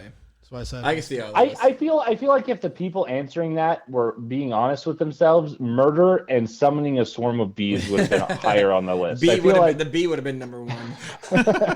All right, we got one win in. This one is worth 1 as well. We asked 100 people, tell me something a man might do to get a woman in the mood. Honer. Kiss her neck. Very descriptive, but kiss is all you need. Number 1 answer, would you wish to play or pass? There is 1, 2, 3, 4, 5, 6, 7. 7 I'm answers. gonna play. He's going to play. All right. Tell me smart. something that a man might do to get a woman in the mood. Touch her. Be more specific. Rub her. Massage her was the 3rd answer. I like how sensuous he's talking too, because I feel like that's It's getting me definitely in the what mood. would woo them. It's getting me. Yeah. Tell me something what a man might do to get a man in the mood. Talk sensual. Same thing. Ship me give a him bunch free- of give him free beers and beer. invite me on a podcast. Yeah. I would say for another one, whisper in their ear. Strike 1. Talk dirty. That's a whole ass thing. How is that not a Strike thing? 2. You guys are all like, I guess your moves don't work anymore. I guess not. That's so weird because Good thing you have a person. because she's always wet. Maybe you found the wrong. She's off dry. She's a little off track. It fucking went over there, dude. She's a little off You don't need your track. buzzer right now to answer a Okay, question. so answer questions again. What's it? Tell me something a man might do to get a woman in the mood. Turn down another woman. All right. James, we're going to go back to you. Do you wish to get your 3 strikes in?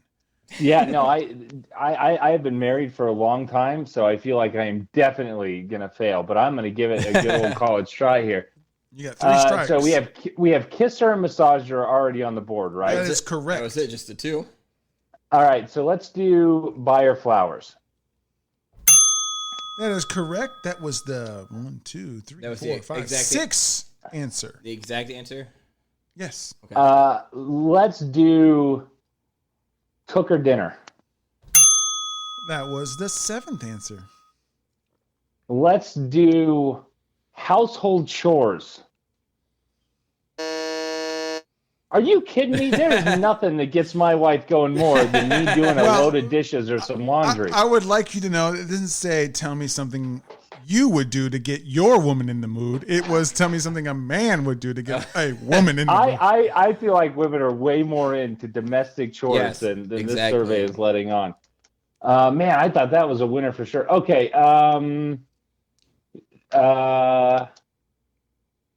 Man, I am super boring. Obviously, like most of my answers were going to be based around domestic chores. So vacuuming, definitely off the list. Yeah, That would be a definitely off the chore, list. so yes. Oh my God. All right, let's see. I had cook her meal. How about take her out to a nice restaurant? 2 strikes. Buy her an expensive gift. I'm sorry. 2 tones. What are the answers? We have tell her something a man would do to get a woman in the mood. We got kiss her, massage her, bring her flowers, cook for her. What do you have? I only have 1 strike, right? Yeah, it's one or It's, the person who played first, which is wins. Honer, will It's a get the swing. win. All right, let's say play some music. Play some like sensual music or something. I would think that was on the board, but it is not. Damn it. Honer gets the win. What's the other answer? Number 2, light candles. I thought about that. I won with the little. No, kids. that's a fire hazard. Number won. 4, strip. Yes. I cannot. You don't want to see this strip. And Right. why you would want to do this before you strip, then the next one is turn down the lights. God So she damn. can't really see So your see- ugly okay. body. So you turn the lights I down. can see that. You Guess- turn the lights down. You light some candles. Then you strip. Guess Got you it. fucking lost. You. Shut All the- right, so we got 1 win to 1 win. I won on a kiss. We're going into the final round at It was worth just a kiss. 2 points. So, James, you're still in it. Oh my God! All Fuck right. James. Hey, I have no dog in this fight, man. I'm just here for the beer. I'm all a right? pit bull. You a fucking chihuahua. All right. I'm not gonna fight you over family feud, man. If you want to win that bad, it's all yours. All right. See, he's a chihuahua. I'm a lover, not a fighter, man. I'm just gonna drink my beer and juice over here. Congratulations on your high five. Thank you. All right, we got one last round. This is for all the marbles.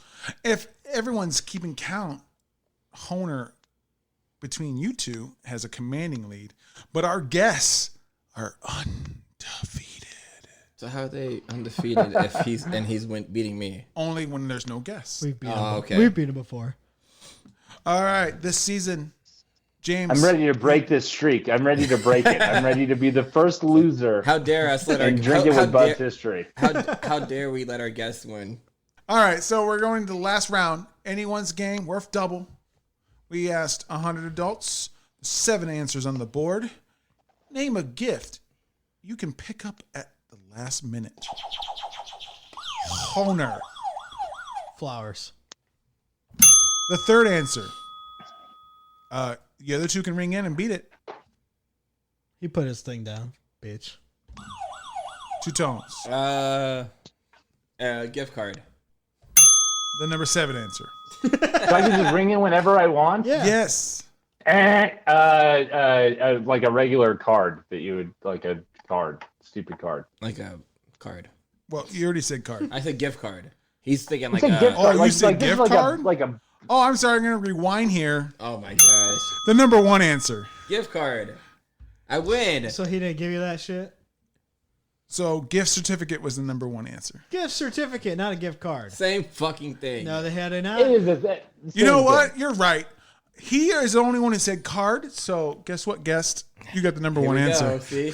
Letting the guests win. Yours. see- Noise. see, It's now he's working out in happy my about favor. it. It's all coming together, guys. He's over It's all here like, coming man, I'm together. gonna fucking lose. All right, so we had the number 1 answer, the number 3 answer, and the number 7 answer, all given.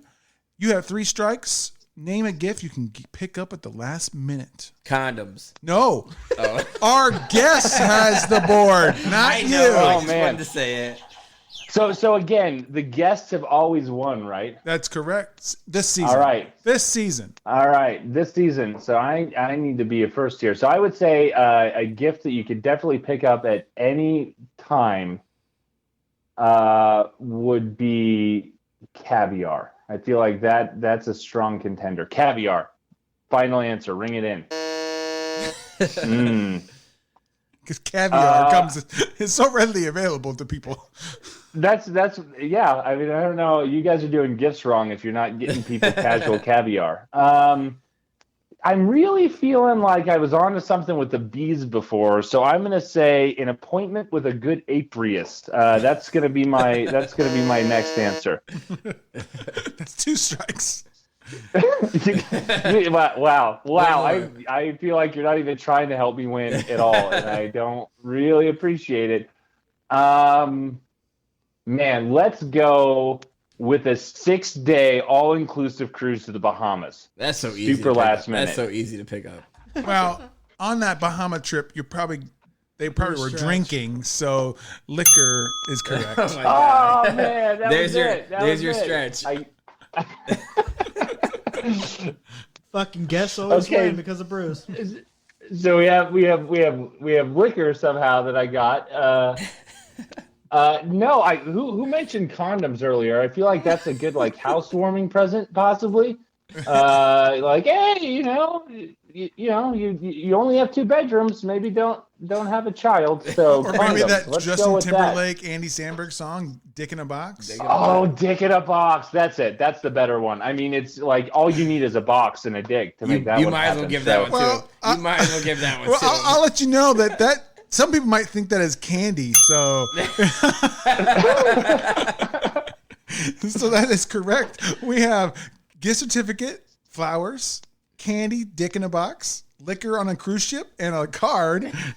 We only got 2 more answers on the board. Keep Two going. more. So what I'm gonna James, keep going. you can't lose, what I'm James. excited for is how you're gonna twist it to make this win. Oh man, I would say a pet alligator. Like maybe not like a full-grown alligator, but like a caiman, like a black caiman from South America. I'm sorry, that's 3 strikes. I'm sorry, it didn't work. Okay. Since I had to switch things and give you the number 1, and technically you were number 7, that means Tones had number 7. So Honer, you had 3 strikes. You should have given him like stuffed animal for that one or something. That's not on the board. Oh, cool. I don't have to say it then. So what are the things? We got gift certificate. We got flowers. We have candy / dick in a box. We have liquor that's on a cruise ship and a card. What is a gift you can pick up at the last minute? How many is left? 2.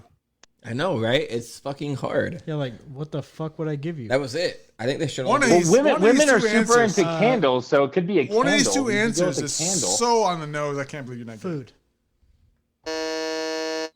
Wait, I got 2 more. I thought it was fucking. It's 2 more. I thought buddy. I was the last one. I'm the Damn last. it. I'm Okay. the last one. I can win or lose. A car. 2 strikes. Last minute gift. I got you a car. I want to be your friend. That's the last minute gift I want. A Man, car. I forgot to get you something. Here's my car. Okay. We already said food. Yeah, you just said you it. just said food. Not we. You. Nobody said food. You did. Food. You just You said just it. said it. And I gave you an X for it. You said food and then car. And then food. All right, let's see. So, a dog. Damn it. That was a good one. I was gonna say like a pet. That was a good one. Well, he didn't say, he said no to dog. He didn't say no to pet. That's 3 strikes. A dog is a pet, and if you didn't give me that, that's bullshit. 2 tones is He it. don't like you. It's either you win or James. We'll give it. Name a gift you can pick up at the last minute. You have 2 possible answers. What This has is all you, man. what has Let's been make said? history Gift together. certificate, gift? flowers, Flowers. candy / dick in a box, Okay. liquor / cruise trip, Okay. and a card. So something you can get last minute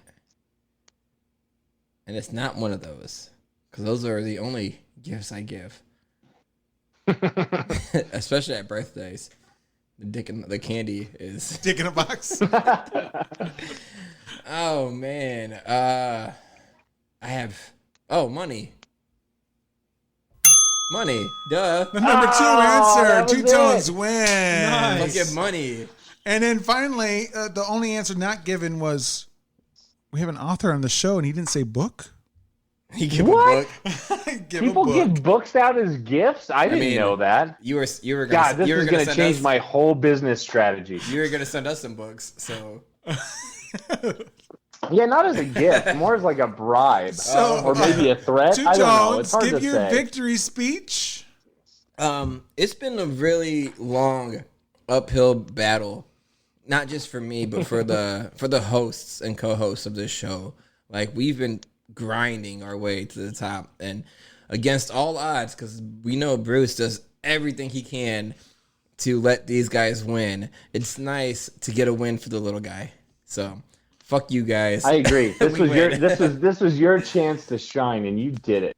All right, let's go ahead and end this segment. Let's do our final ratings. Honer, what do you got? Yep, I give this a 3.5. Pretty good. I like the mix of a Mexican lager and the Kolsch in it. Very distinct taste. I wish it had a little bit more. I don't know. I think it has a nice blend of both. But I think if it had a little bit more of the Mexican lager, it would probably be a little bit better. But that's what I give it. 3.5. What about you, Bruce? I loved it.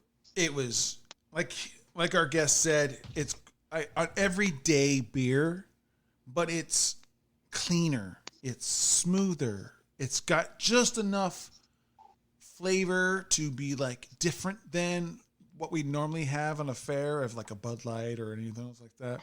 It's a good mix of 2 different styles: the Mexican lager, the Polish Kolsch. I'm going to give it a 4.0. If I wasn't in an air-conditioned room right now and I was outside getting done mowing the lawn, I probably would have gone higher. But that's not where I am right now. I'm at a 4.0. What about you, Two Tones? I think I'm right on with you. Really super drinkable. I could, like I said earlier, I could definitely drink this. Like, I could buy a case of this. Normally, I can buy like a 6-pack of some other drinks, but this one I can buy a case of. I can probably either late night bonfire, early morning day drinking, or middle of the day drinking for sure. Yeah, this is going to be, the more I talk about it, the more I'm going to bump it up. It's going to be a 4.25. How about you, James? This was a great beer. I'm gonna give it a 4 because it's like, it's because it is so drinkable. I could drink a lot of it. It's the kind of beer that I'm gonna sip like when I'm sitting on the couch or I'm out working in the yard or something. Sharing one with the friends. Like, I would replace like a Coors or a Bud Light for this instead. It tastes better than those things. But it just like, it's the kind of beer that you can drink and forget about, and but in a good way. So yeah, I like it. 4 for me. Bruce, 15 cities, you got it? This, I do. We have the 15 cities, the top download episodes from last episode. Who was listening? Columbus, Ohio was. South Bend, Indiana was. San Jose, California. San Antonio, Texas. Frankfurt am Main, Hesse, Germany. Adelaide, South Australia. Kentwood, Michigan. Denver, Colorado. North Glen, Colorado. Hope, Ohio. Fort Hamilton, New York. Indianapolis, Indiana. Chester, Virginia. Atlanta, Georgia. Austin, Texas. Newark, New Jersey. Fitchburg, Massachusetts. Billerica, Massachusetts. Bluffton, South Carolina. Bucharest. I think it's Bulgaria. Maybe Turkey. Somewhere in that area. Thank you. But Springfield, Illinois, Warsaw, Indiana, Elkhart, Indiana, Mishawaka, Indiana, Elkhorn, Nebraska, Far, Texas, Clichy, France, Buckingham, Buckinghamshire, England, Bayonne, New Jersey, Plymouth, Indiana, Dowagiac, Michigan, thanks, JK, Fremont, New Hampshire, Dowagiac, Michigan, which I already said twice now for some stupid reason, Huron, South Dakota, Berrien Center, Michigan, Happy, Kentucky. Was that you? Are you Not near? me. Oh, boo! You should have said yes. Yeah, And don't admit that to Copenhagen, me. Denmark. Copenhagen, Denmark. That was the first for Plymouth that I heard. Shout out Plymouth. That's our hometown. Hey, Appreciate Not that. some of yours hometown. I agree. But also, I just want to say how much I love James. Anyways, we're going to go ahead and do the guest book. James, if you can, sign your favorite can. Send it back to us free of charge. Bruce will give you the address. We'll pay the shipping fee. So, what was your favorite can? So it was close. The New Mexico close was really good. It's like just a good drinking beer. But man, the raspberry cheesecake one with the sour, I like that one a lot. That one that's my favorite. That's my favorite out of the day. So that would be the last call then. When bartender orders, bartender says, last call, what are you drinking out of these four? That raspberry. So, what are you? That's the one, man. That's the taste I want in my mouth when I. See, that's not always my favorite. That's the taste I want in my mouth. Yeah.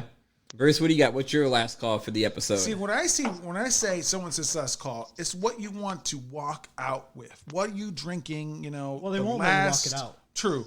What do you want tasting last? That doesn't necessarily mean always my favorite one today. Last call for me is definitely the Kolsch. I think it's a good walking away beer. Hunter, what do you got? Yeah, so I'm gonna have to agree with bitch ass over there. I'm gonna go with the. A lot of love. I'm gonna go with the Kolsch as well because this is the one that makes me just. It's very, very refreshing. Yeah, and I think it would be a nice. It ends off all the beers that I had, and it just tampers them off very well. Yeah, I'm in the same boat. That Kolsch, that was it. Like that was. I think that's even to the show. I think that was the nice, refreshing end. Last beer for the show, the Kolsch. I think is my last call. And now we're gonna go ahead and do our social medias and promote anything we got. So James, what do you got? What are all your social medias? I'm most active on Facebook. You can find me on Facebook at writer James A. Hunter. I'm also on Twitter, but mostly on Facebook. I mean, if you hit me up on Twitter, I'll eventually message you back. But way more active on Facebook. I also have a website. You can check me out at authorjamesahunter.com, or you can check out all of the books that we publish at shadowalleypress.com. We have lots of stuff up there. If you're interested in giveaways, stuff like that, I also have a group on Facebook, the James A. Hunter Bookshop Hangout, and we do a shit ton of giveaways. We give away audiobooks, we give away ebooks, we give away signed books for me and a bunch of other authors. So if you're looking for freebies and awesome community, that's a good place to go. So check me out there, and obviously you can find all my books on Amazon and on Audible. So check those out. If you're looking for something good to read or listen to, check out Viridian Gate Online. It's an Audible Plus catalog, so you can listen to the first 3 books for free. Nice. Go ahead, Hunter. What do you got for us? Okay, so I'm Hona Creations on Facebook, Instagram, and TikTok. I make dumbass videos for dumbass people like me. And my personal is Twitter. It's PETOWNE. Nice. Me, the host for the show, Tony Two Tones. You can find me at Two Tones 87 on Instagram, on Twitter. Those are usually the most active. I'm not super active with social medias, but he's sexually active, but not socially active. So at the number 2 Tones 87, follow me. Bruce, what do you got? Lay it all for us. Give us all of it. I'm Beer Bandit Bruce on Twitter and Bruce the Beer Bandit on everything else, including Untapped. We also have a website where we can sell our merch. It's teespring.com/drunkenbuzz.com. We have some new sour summer designs up there. If you feel like you're ready for Miami Vice, but it's sunset, boom, boom. That's what we got. Tanks, tees.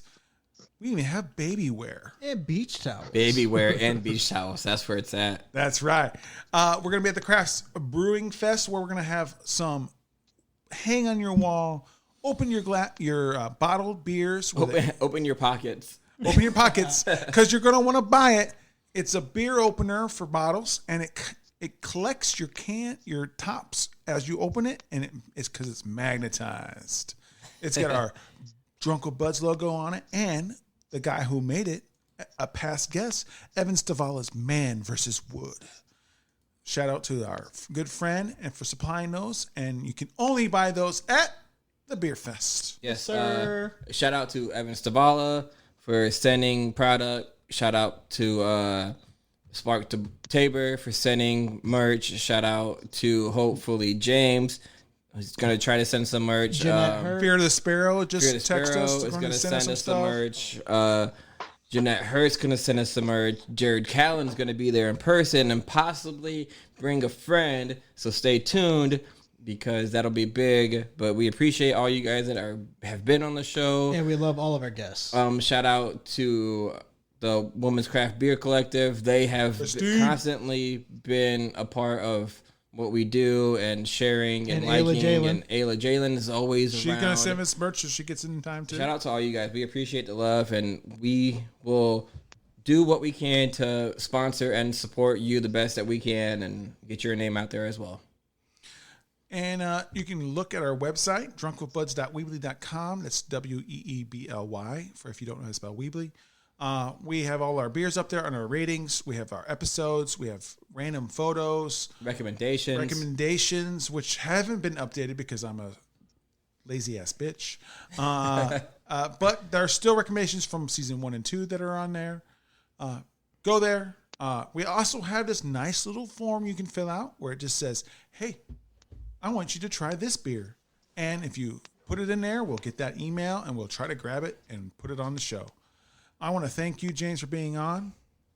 You were a fabulous Hey, thank you guys for having me. This was a lot of fun, man. I had a great time. We appreciate it. All of our local listeners, go ahead, show up to the Brewfest, say that you listen. We'll take selfies. We'll do whatever we want to within, whatever we can do in public and not get arrested for. We're down to do it. So show up. Let's have a good time. We'll see or hear or listen to you next time. And that's it. And now we're going to be editing this out. So it's just regular talk until our guy comes back with our music interlude that we usually finish on. But James, we would be more than happy to have you back later on, maybe a couple months down the road. I hope you're open to that.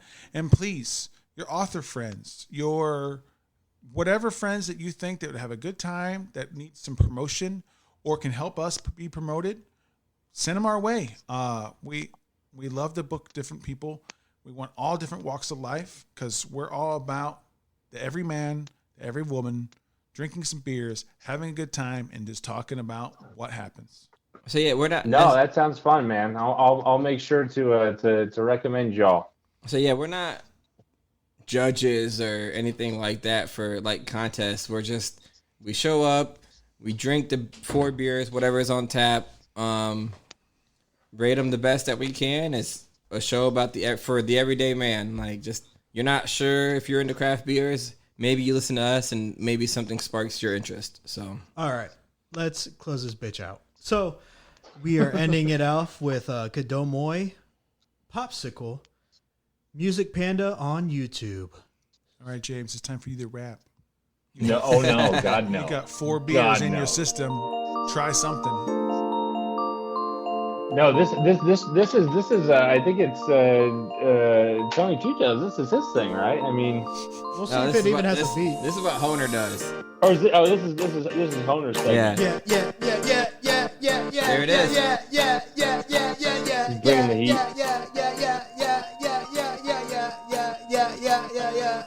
Yeah. Popping bubble gums in my buns, going faster than I did when I was with Genghis Khan. That's what I meant. Yeah, hey, yeah. This is an anime type beat, so I'm trying to keep up with this fucking beat because it just keeps going, and I'm running. I'm running next to a car.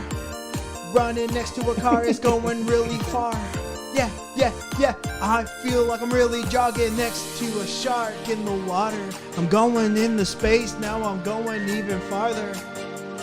Going farther than I did. I'm a space shark, man. Now you know that's what I meant. Cause we are running next to each other, yeah. Running to each other, yeah. Running to each other, yeah. Hold me in your arms like, yeah.